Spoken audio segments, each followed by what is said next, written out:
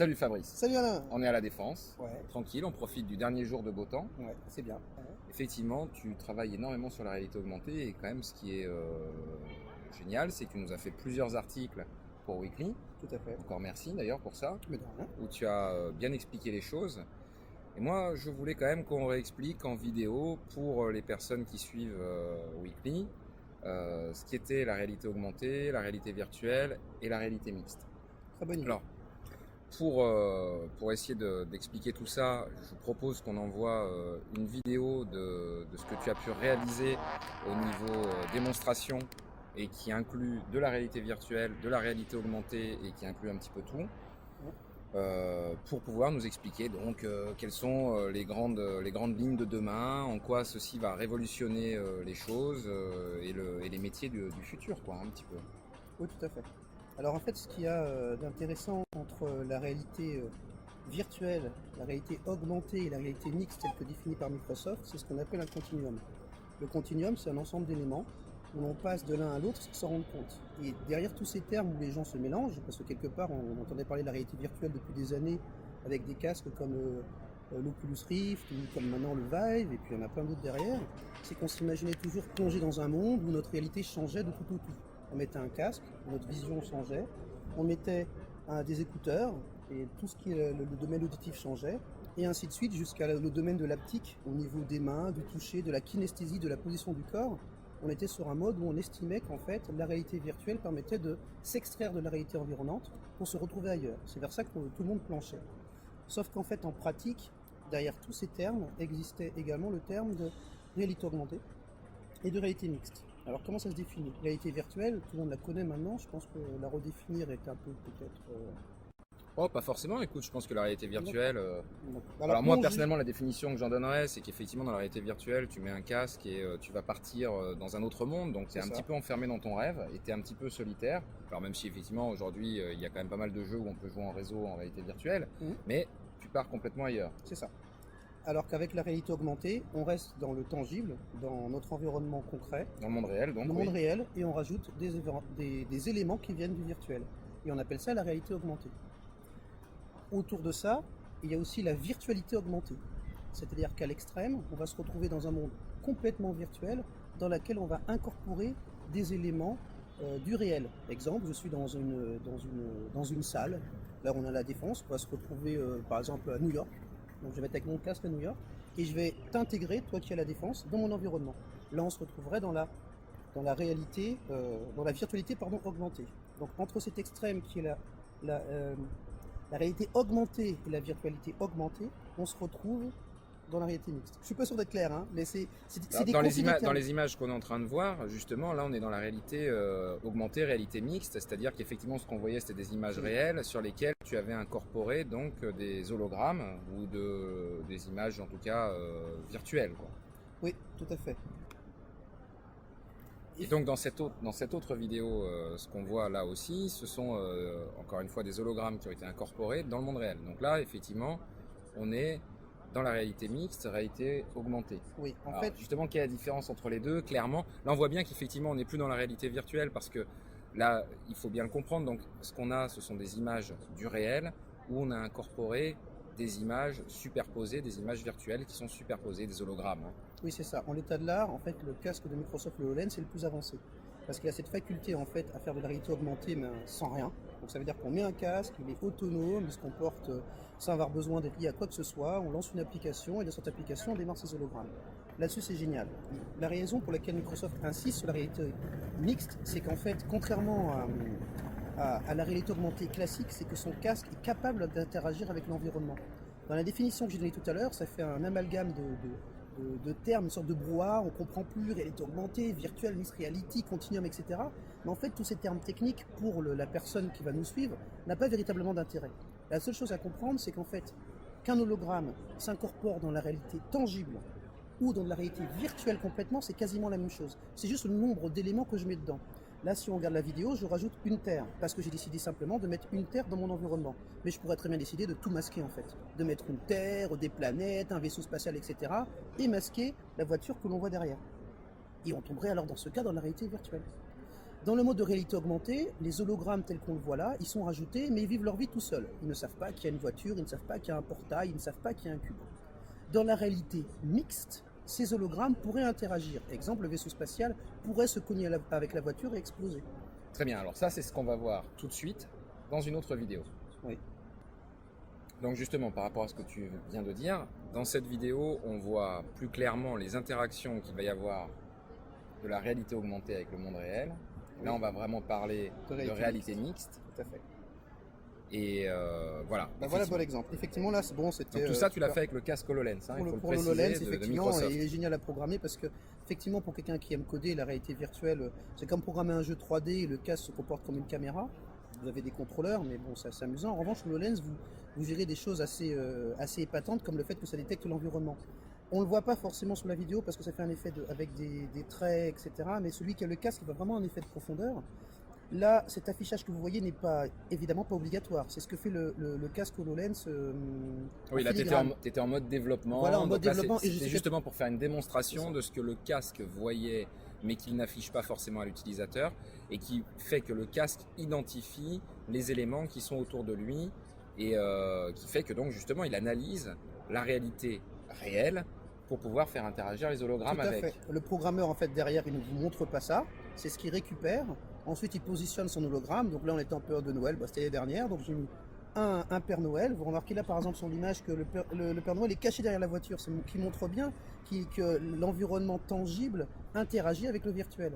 On n'est pas obligé avec ce casque-là de prendre un contrôleur. Mais là, c'était fait exprès. J'ai pris le contrôleur de la Xbox. J'ai connecté à l'HoloLens et je permets en fait de le faire interagir directement dans l'environnement tangible. Et la raison pour laquelle il marche sur le sol, c'est parce qu'en fait, effectivement, on a capté l'environnement et il ne tombe pas. Parce que si jamais il n'y avait pas cette captation en fait de l'environnement, il tomberait à l'infini puisqu'il n'y a pas quelque chose sur lequel il peut se heurter.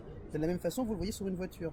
Donc l'hologramme, il est géré. Là, les fameux traits dont tu parlais viennent de disparaître. Oui, c'est une option. Parce que comme c'était une vidéo de démonstration, j'avais une option pour afficher ou masquer les traits. Voilà, et là, effectivement, il vient de monter sur le pare-choc de la voiture. Exactement. Alors après, ce qu'il faut savoir, c'est que dans cette vidéo aussi, j'avais fait en sorte de ne pas gérer de façon, c'est difficile à dire, mais de façon intelligente l'hologramme.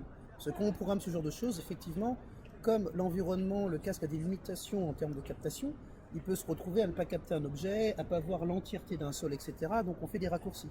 Imaginons si je capte un sol dans les 5 mètres devant moi, j'ai qu'à dire le sol, je vais faire un sol à l'infini où il est tout le temps droit. Là, l'hologramme, il pourrait tomber typiquement.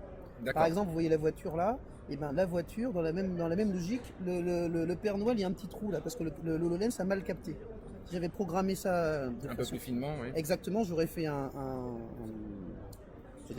cube, ou en fait j'aurais fait quelque chose qui permet en fait de se heurter directement, alors que là, c'est pas le cas. Donc il interagit vraiment en temps réel, et s'il y a une erreur de captation, l'hologramme se retrouve à disparaître. Et dans cette vidéo, c'est ce que je vais faire à un moment donné. Je vais le faire, voilà, hop là, il est parti. Il est parti dans le trou noir. Maintenant, après, c'est vraiment pour montrer les détails de la... C'est ça, c'est vraiment le détail de programmation. On tombe aussi sur d'autres effets qui sont liés à la couleur noire. Ça, j'ai découvert après coup. D'accord. Parce qu'effectivement, couleur noire, vraiment foncée, il y a un moment donné où la captation n'est pas... Mais c'est lié à l'infrarouge. D'accord. Donc là, Fabrice, tu nous as parlé de plein de choses sur la réalité augmentée, la réalité virtuelle, etc. Moi, ce que je voudrais savoir maintenant, c'est effectivement quels sont, d'après toi, les enjeux pour demain avec la réalité augmentée ou la réalité virtuelle. Pour moi, à mon sens, ces enjeux sont gigantesques. Une raison très simple, c'est qu'en fait, nous sommes tous habitués à un écran en 2 dimensions. Or, ce que nous amène la réalité virtuelle, la réalité augmentée, la réalité mixte, c'est le fait de gérer ce pourquoi nous sommes faits en fait. Nous évoluons dans un monde en 3 dimensions, nous sommes habitués à voir des choses, et ce qu'on appelle même réalité devient assez particulière. Quelqu'un qui essaye ce type de casque se rend compte au final que ses perçus en tant qu'individu sont particuliers.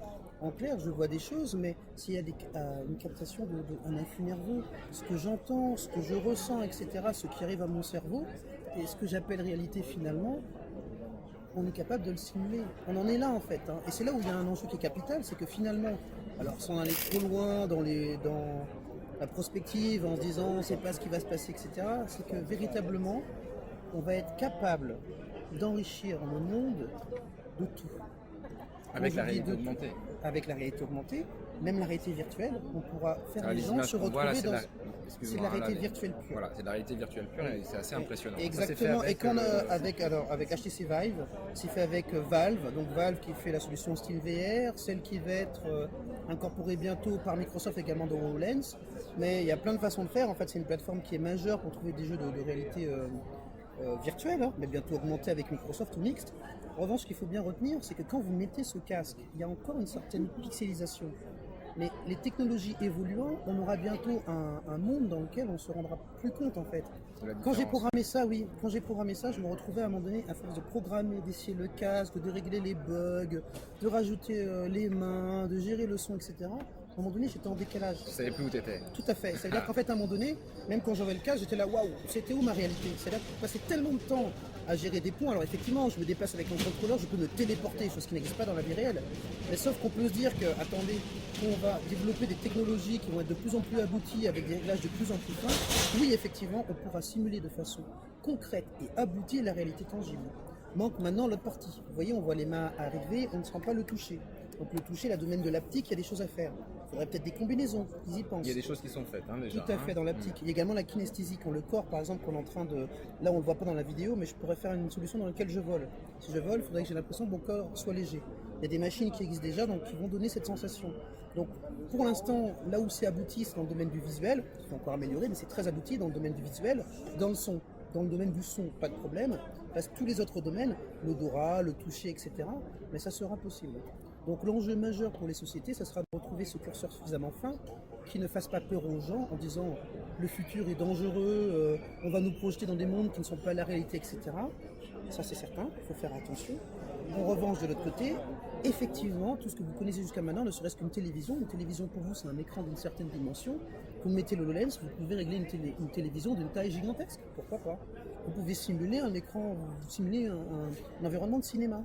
Tout à fait. Alors là, c'est plus réalité virtuelle, je dirais, parce que la réalité augmentée, par contre, si on en reparle, la réalité augmentée, quand on voit des gens comme Zuckerberg ou quand on voit des gens comme le patron d'Apple, eux, ils sont à fond là-dessus. Ils disent que la réalité virtuelle, c'est déjà terminé et qu'il faut investir sur la réalité augmentée. Effectivement, la réalité augmentée, tout de suite, on voit tout de suite l'intérêt. Et moi, il y en a un que je vois immédiatement, c'est par exemple le technicien qui doit réparer un train ou le technicien qui doit réparer un réseau électrique ou des choses comme ça. Effectivement, avec la réalité augmentée, on peut superposer de l'hologramme au monde réel pour avoir des informations techniques qui vont permettre effectivement d'avoir donc de l'info superposée au monde réel pour pouvoir intervenir. Et la raison super, c'est là où quand je parlais de continuum tout au début, c'est qu'en fait finalement c'est qu'une histoire de curseur.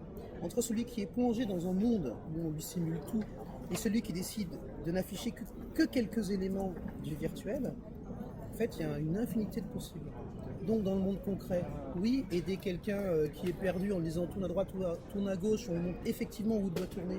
Entre le technicien quand on est en train de dire on montre voici la pièce où tu dois intervenir, il va se retrouver dans une réalité augmentée, effectivement il y a une valeur.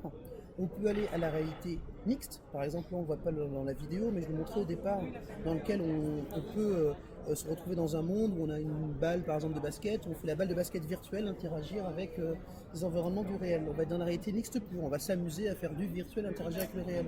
Et puis à l'extrême, on va complètement masquer toute cette réalité tangible et se retrouver dans un monde qui est autre. Donc finalement, si on prend bien l'ensemble du problème, c'est vraiment des problématiques technologiques. Il faut qu'on arrive à avoir tout le domaine des sens qui sont manipulés. Si on manipule tout cet ensemble, on va permettre de gérer un curseur en fait. Il y a des mondes où je vais dans le mode du jeu. Dans le monde du jeu, je vais changer de planète avec des monstres, je vais les détruire, pourquoi pas. Un trader pourrait aussi s'amuser à mettre des écrans dans lesquels il est posé dans une bulle spéculative, il voit plein d'informations de partout, etc. Non mais c'est important parce qu'on est à la défense. En même on est à la temps, défense, c'est pour ça, ouais, c'est volontaire. Mais on pourrait le plonger dans ce monde-là. Après on pourrait dire oui, mais attention danger parce que s'il est que là-dedans, il ne pourrait pas se rendre compte de ce qui se passe autour. Attention, c'est important. On ne va pas dans des vidéos, mais quand vous êtes plongé dans ce monde, au bout d'un moment, vous y êtes. Hein. Je me suis cogné contre des murs, j'ai tapé d'autres choses parce que bon, je codais en même temps, mais vous perdez vos repères, c'est important de le dire.